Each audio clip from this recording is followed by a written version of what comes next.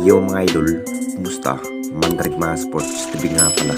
Ating pag-usapan, Barangay Nibra, nakakagulat na balita, Julius Jefferson, matinding sinabi kay Justin Brownlee at Troy Rosario, may update sa injury. Pero bago nga yan, kung bago pa lang sa aking channel, huwag mong kalimutan mag-subscribe at i-click ang notification bell para like kang updated sa latest upload natin.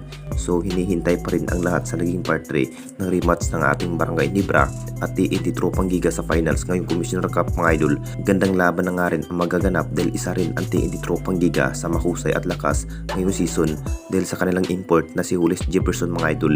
Ilang laban na nga rin nabigyan ito si Julius Jefferson ang TNT Tropang Giga na parang hindi pa rin nagbago ang kanyang bawat laro ni Julius Jefferson mga idol dahil kumamada pa rin ng maraming maiitala sa loob ng first up to second quarter. Ito pa rin ang naging hadlang ng Barangay Nibra dahil ang TNT Tropang Giga pa rin ang kanilang makakaharap sa dulo ngayong Commissioner Cup.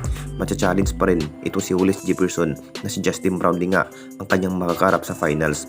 Alam na nating lahat sa kakayahan ni Julius Jefferson, talagang lakas pa rin sa kanyang estilo at lakas pa rin kung bakit hindi na nga rin nakaporma pa ang ibang kupunan. Trending sinabi na nga rin ni Julius Jefferson sa ating base import na si Justin Brownlee, gagawin pa rin ni Julius Jefferson ang lahat para mapatumba nga ang Barangay Nibra, makuha nga ang kampyonato ngayong season. Dalawang kampyonato pa rin ang naiuwi ni Julius Jefferson sa TNT Tropang Giga kung bakit pinatunayan pa rin na siya pa rin ang nagdadala sa opensiba. Tatalunin na nga daw ng Barangay Nibra sa finals. At dito na naman tayo sa isa pa nating balita, Troy Rosario, injury update.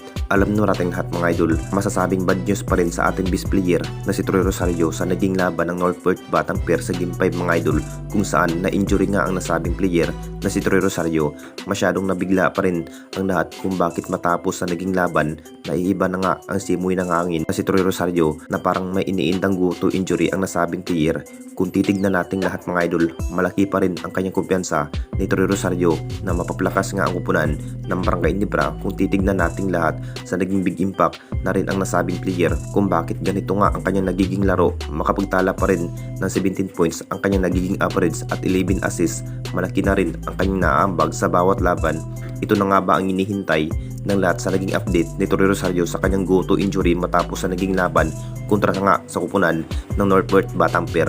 Marami pa rin ang nag-aalala dahil posible maiiba nga ang naging plano ni Coach Tim dahil si Troy Rosario lamang ang nabibigyan ng mahabang playing time na makatamding nga sa ating base import na si Justin Brownlee.